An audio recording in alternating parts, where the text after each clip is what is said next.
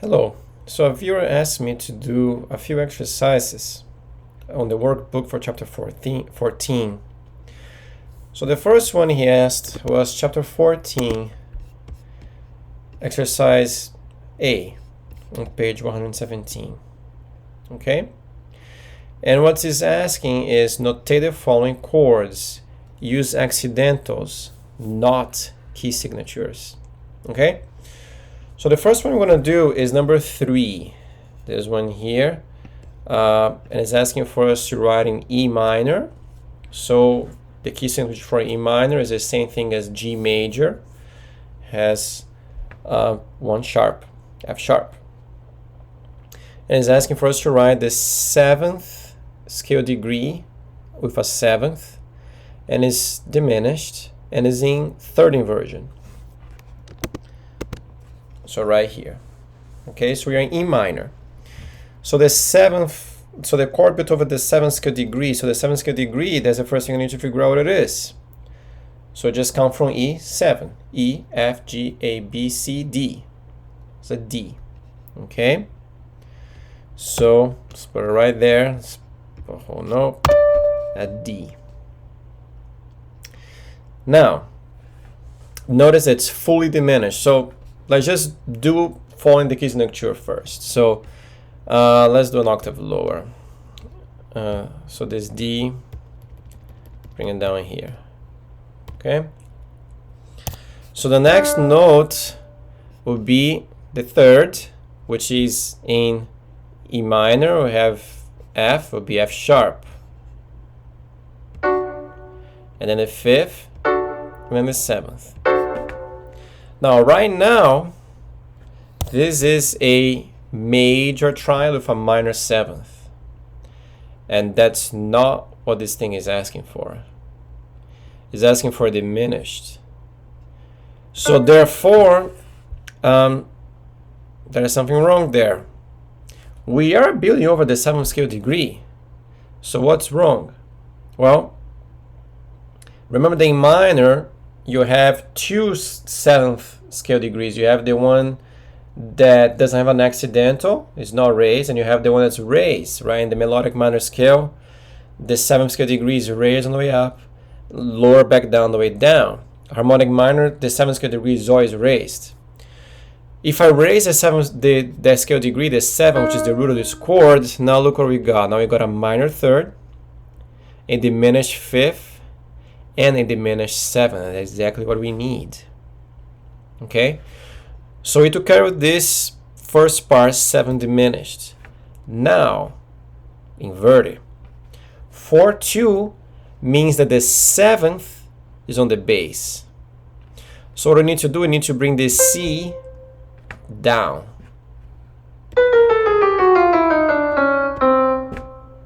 C natural. There you go. That's it. Let's do the next one. This one is number 6. We are in F sharp minor, and we have the 2nd scale degree, a chord built over the 2nd scale degree, the 2, minor 2. It's half diminished, and it's 4-3, means that it's in 2nd inversion with a 7th. Okay?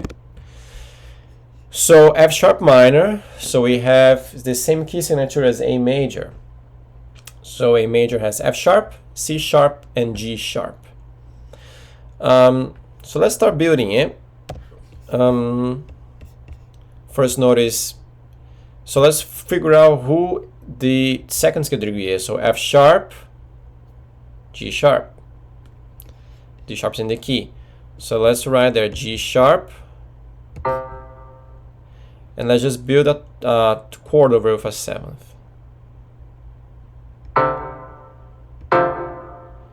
And then F sharp. Okay? Now let's take a look at it to see if it's half diminished. G sharp, okay. To B, it's a minor 3rd. So far, so good. G sharp to D, diminished 5th. So far, so good. G sharp to F sharp, minor 7. So diminished 5th, minor 7, it's a half diminished chord. So we're good. Now 4-3 means that the 5th is on the base. It has a 7th and the 5th is on the base. So all we need to do is grab this 5th and throw it down the base. So D, just bring below the F, right there. So that's a 2/2 diminished 4-3 in F sharp minor. Now on to the next exercise on that same page, which is the opposite. Now they're giving you the chords and they're asking you to tell us what they are. So if we start the very first one, we are in F minor. Now think about F minor. F minor has the same key signature as A flat major. So you have B flat, E flat, A flat, and D flat, 4 flats. And let's see this chord here. We have D flat, G, B, E. So let me rewrite it here. I'll just write in treble clef just because my main instrument is violin, so I like treble clef. So let's write that. So we have a D flat, then a G, then a B flat, and then an E natural. Okay? So that's our chord there. It's pretty much just all written on the treble clef though. You could write in grand step, it's fine, but we're just saving some space here. The first thing you need to do is you need to organize it so all the notes are either on the lines or all the notes are on the spaces. So because right now they're on lines and spaces, they're just all mixed up. So you gotta align them so they're all on the lines, not skipping any lines, or on the spaces, not skipping any spaces. So let's see what we can do here. Let me rewrite this. Make this half note. So the first thing we could do is, well, you can decide who you want to leave on the line. So I'll leave the G and the B flat on the lines. And I'm gonna try putting everything else on the lines adjacent to it. Okay, not the lines like all over larger lines. We're gotta be on the lines. You cannot be skipping any lines. So I'll leave the G there and the B flat there. Now let me take this E out of there and let me put on the line closer to this guy. So it'll be right here. And then I'll take the D flat and put on the line. I mean, I could put on the line somewhere crazy, but I'm not gonna do that. I'm gonna put on the line right here, closest to the other guys. And that's our chord in root position. So now we can figure out who this guy is. So our root is E. Okay? So if our root is E and we are in F, G, A, B, C, D, E. So that's our 7th chord, right? So we know that. That's our 7th.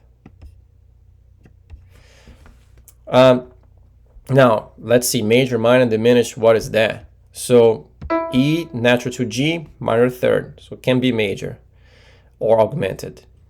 E to B flat, diminished 5th. So it either has to be diminished, fully diminished, or half diminished. E to D flat, diminished 7th. So we know that this guy is a fully diminished 7th chord. Now, that's not how we found it. We found it with a different voicing, different version. Who is on the bass?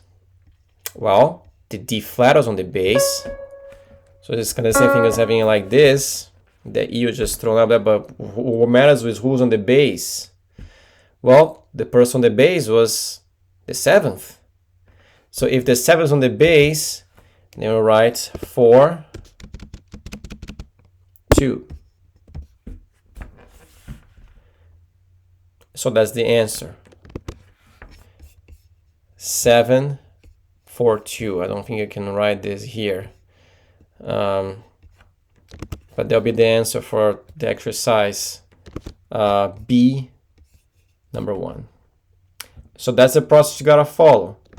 you gotta first organize your chord because it's gonna be throwing you in a random way. So you gotta get your notes and align them in a way that they are all on the lines or on the space adjacent one to another.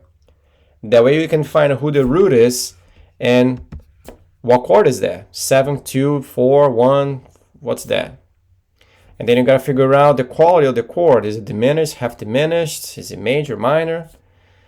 And then what inversion it is in, if any. So that's how you go about this exercise. Now to the next one.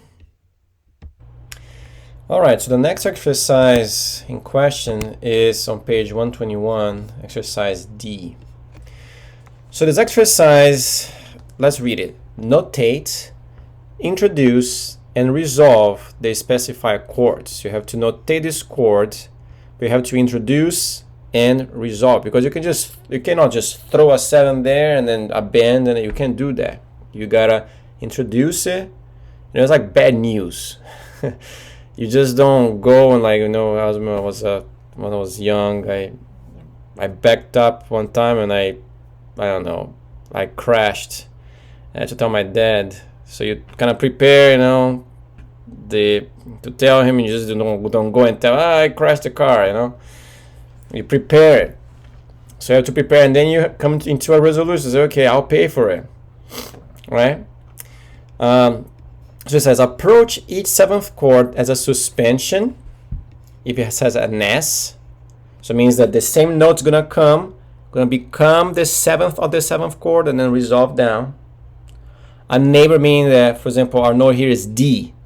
If this is a suspension, the chord before will have to have the note D as a consonance. Become a dissonance. Over here, this is the 7th of this chord.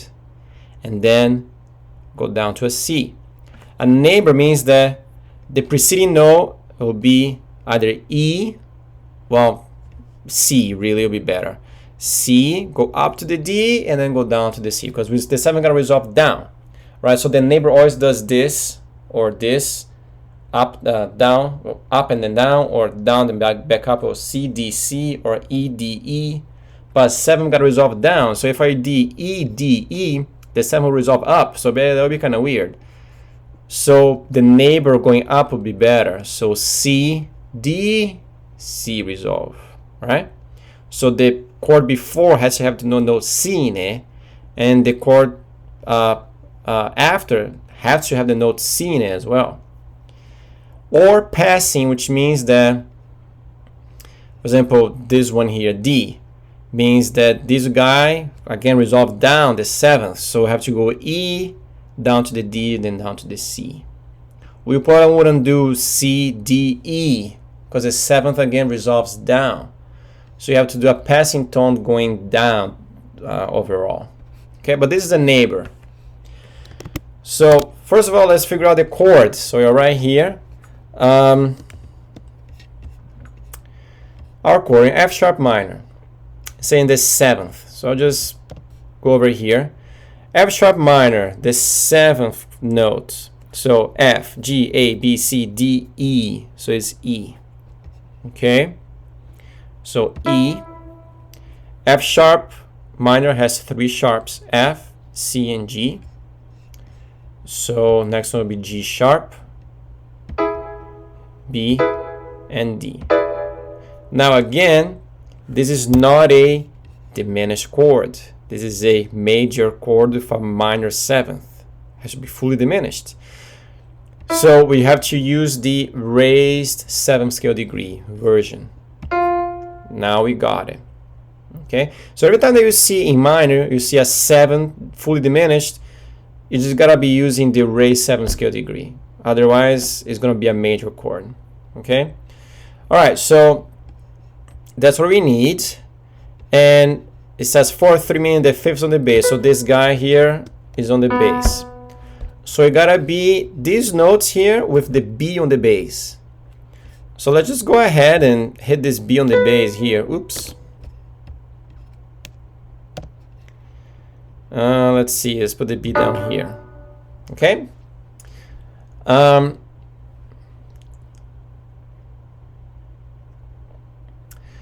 And now is neighbor approach, as it says here, N.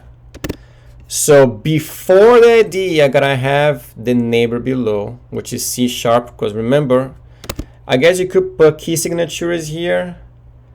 Yeah, include key signature. So I'll put a key signature. So 3 sharps. Why is it not going? Maybe I have to drag it. Oops. There you go. Okay. So I need the neighbor below, before, and after. So let me just go over here and add a C sharp. Before and after. If it was passing tone, you have to go like this. Passing through the D. If it was suspension, you go like that. Right? But this is neighbor. So da da da. That's how it's gonna go. So now we need to think, what 2 chords do I have in F sharp minor? They have the note C in it. Right? Well, one of them is F sharp minor itself. So how about we resolve in F sharp minor? So let's do the bass and the tenor. Okay. Let's build this chord above here. So we need an E sharp and a G. We could try to get rid of the fifths if we want. So, well, D. Let's see. Let me think. Yeah. Let's just put the G sharp. Doesn't matter. Let's put the G sharp here and the E here. Okay, really open chord. So going down to F sharp, we already have F, C. We need the A, the third, which best thing would be to hit it over here. And this guy needs to be E sharp because that's our guy here. And 2 things: the 7th gotta resolve down, and the leading tone gotta go up to the tone. I can't forget that. If you had the leading tone on the chord, the leading tone gotta go up. So we go up to the F sharp there. Can't forget that. If you wouldn't have gone to the F sharp, gone to like a C sharp, that would be wrong.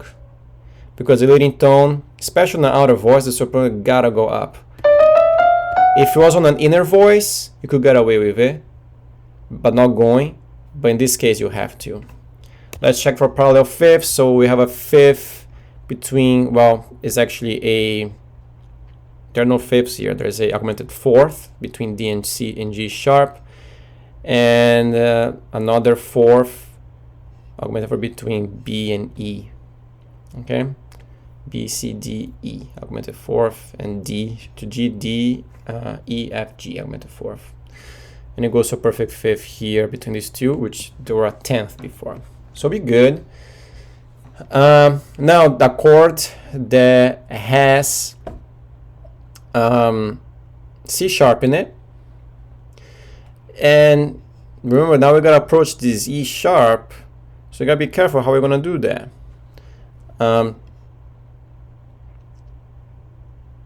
How about we, I mean, you can choose anything. So F sharp, you can have F sharp minor.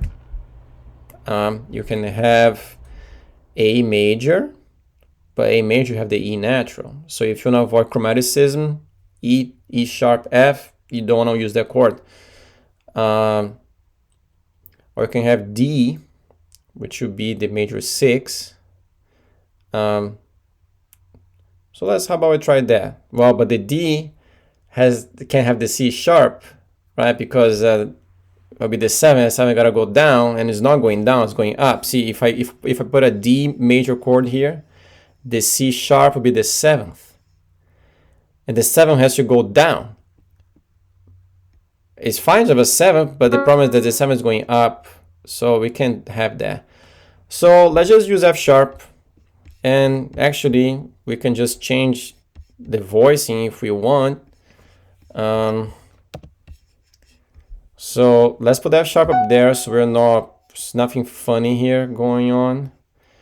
We can have the A at the bottom, so being first inversion, kind of change the flavor up a bit.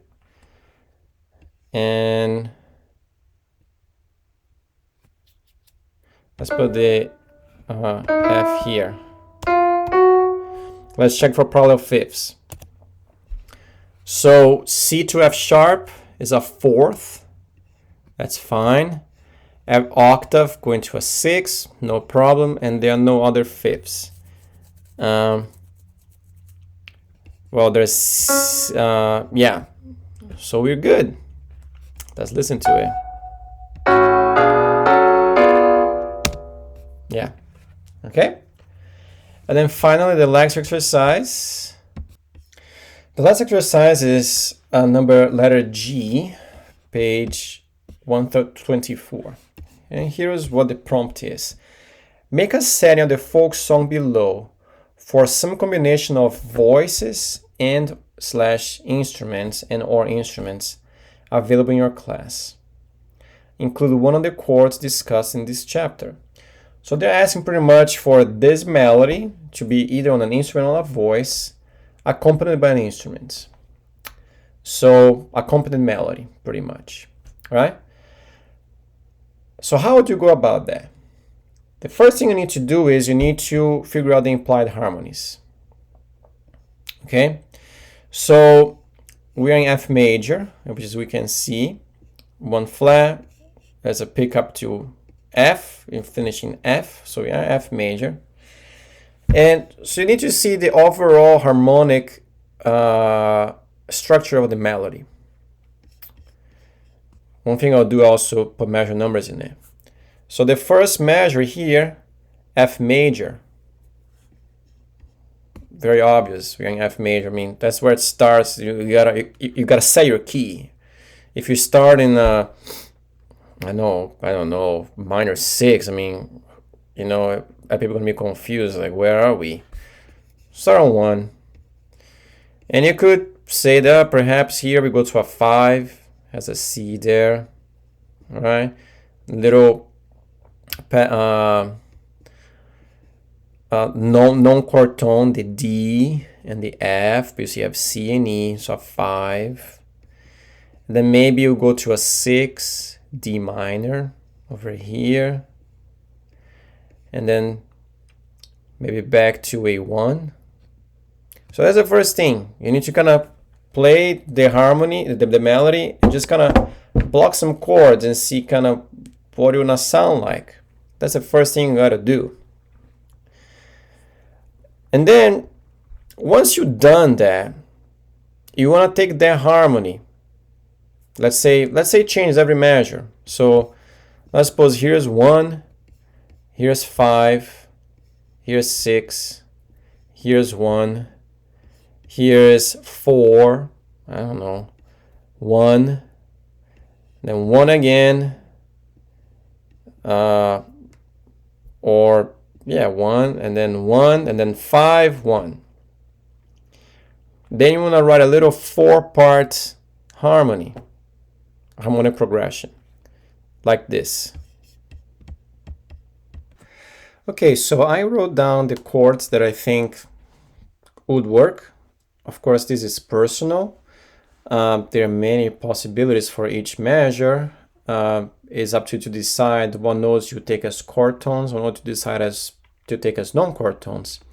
But this is what I wrote here. 1, 5, 6, 1, 4, 6, 1, 1, 5, 1. Whatever. Okay, I didn't put much thought into it. And then what I did, I wrote a little, I went on my little free music software, MuseScore. And then I wrote for violin and piano. Notice the piano is very basic, literally just four notes, all in root position, just the chords. So just let's listen to it.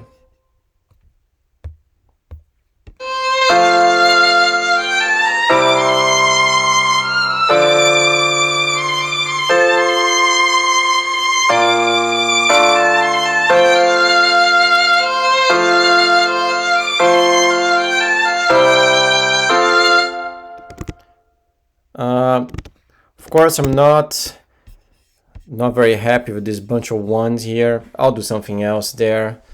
I don't know, maybe change to a 6 here. Could do that.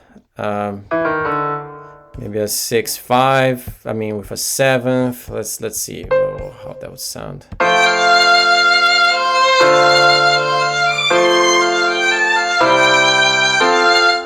Yeah, better, right? So I could do that. So it's a 6. For now, I will not take out the 7th. Okay. No parallel octaves there. Okay. And then here back to 1. Now the next thing we like to do is improve the bass line. Remember that now our soprano, because remember you want to have a good soprano bass counterpoint thing going on. Right now our soprano is a melody. But so the most important thing right now is the bass. So we gotta try to make it more interesting. So the first thing you're gonna do is make it more interesting by just adding some inversions. So for example, right here, we could go to a first inversion 5. So we have this thing like F, E, D. It's not so jagged, you know, jumps. So that improves the bass a little bit.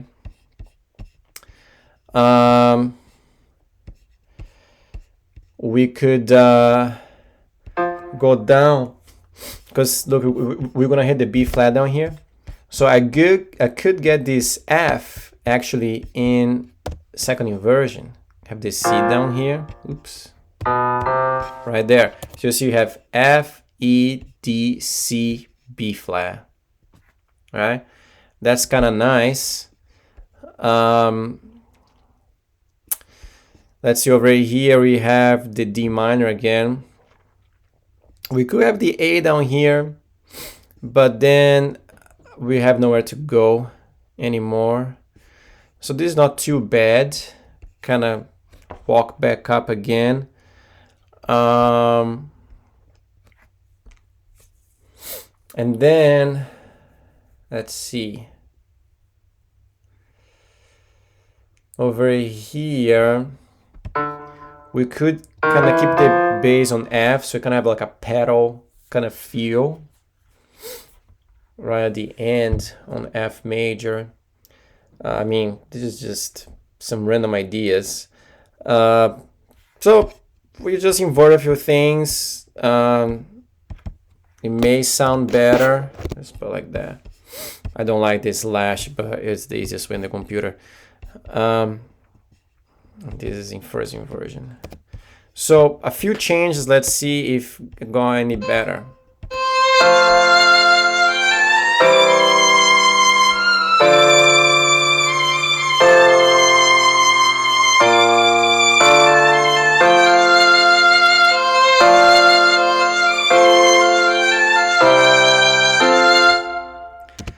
Yeah, don't like this F here. Could do something else there, but again, I'm not going to spend too much time on it because it's your composition, not mine. So then the next thing is we need to add some intrinsic rhythm into it. So each chord, you can think of a rhythmic accompaniment, because we're writing the accompaniment. The melody is already given. So you could have like a D'Alberti bass kind of thing going on.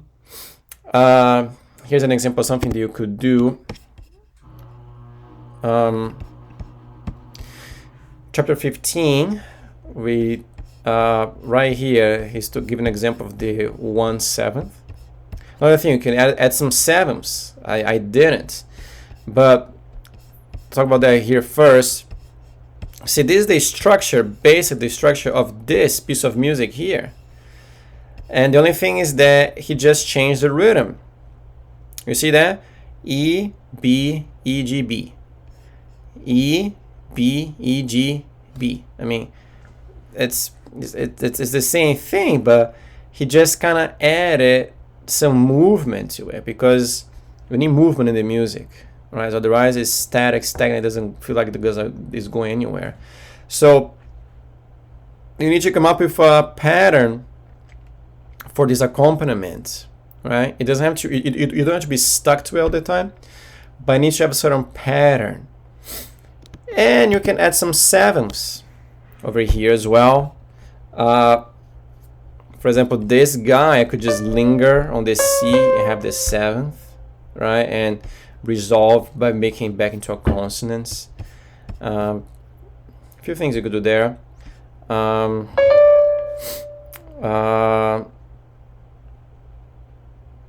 You could add some non-chord tones. So if you go to chapter 11 and 12, you have, you know, passing tones, neighbor tones, escape tones, anticipations, all those types of non-chord tones, stuff that you could add to embellish the texture as well, right? So, but that's how it starts. I would start by creating a structure like this and then extrapolating it. I hope this was helpful, and see you next time.